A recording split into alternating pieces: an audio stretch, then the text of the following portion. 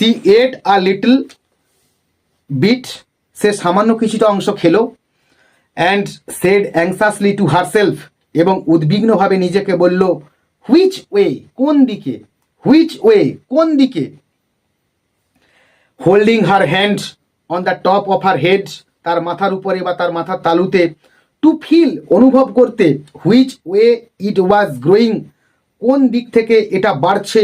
And she was quite surprised, এবং সে কিছুটা বিস্মিত হয়েছিল, টু ফাইন্ড দ্যাট, এটা দেখে যে, she remained the same size, তার সেই একই আকার বা আকৃতি ছিল।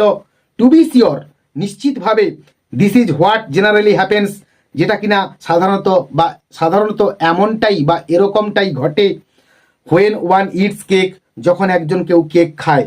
But Alice had got so much into the way of expecting nothing, কিন্তু অ্যালিসের গা শোয়া হয়ে গিয়েছিল, বা অ্যালিস অভ্যস্ত হয়ে পড়েছিল কোনো কিছু প্রত্যাশা না করার বা প্রত্যাশা না করতে।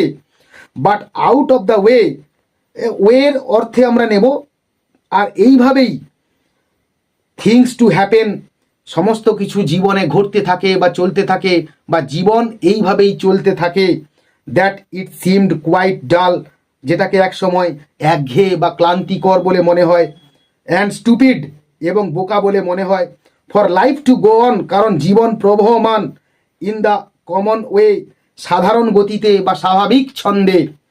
সো সে কারণে সি সেট টু ওয়ার্ক, আর তাই সে আবারও লেগে পড়লো। অ্যান্ড ভেরি সুন, এবং খুব শীঘ্রই, ফিনিশড অফ দ্য কেক, কেকটাকে সে সাবার করলো।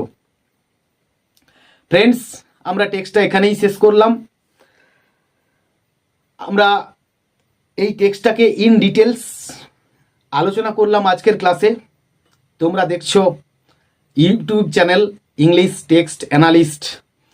আমার এই ক্লাস যদি তোমাদের কাজে লেগে থাকে কিংবা উপযোগী হয়ে থাকে, তো তোমরা অবশ্যই একটা লাইক করো এবং কমেন্ট করো, বন্ধুদের মধ্যে শেয়ার করো।